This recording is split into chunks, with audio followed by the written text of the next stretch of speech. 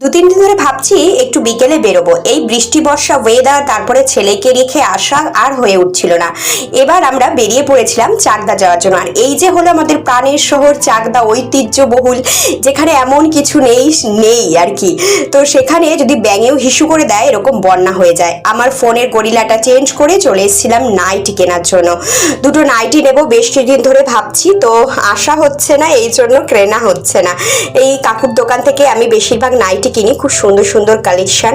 তো এই নাইটিগুলো আমি মানে হাতের ধারে এখন ফুল ফুল রকমের যে নাইটিগুলো বেরিয়েছে দেখছিলাম, তো ঠিক কালার পছন্দ হচ্ছিল না। যাই হোক, ওখান থেকে দুটো নাইটি নিয়ে আমি চলে এসেছিলাম এই দাদুর কাছ থেকে একটু কলা নিয়ে। তারপরে আমাদের এখানে ভেজিটেবলস করে, এত টেস্টি কি বলবো।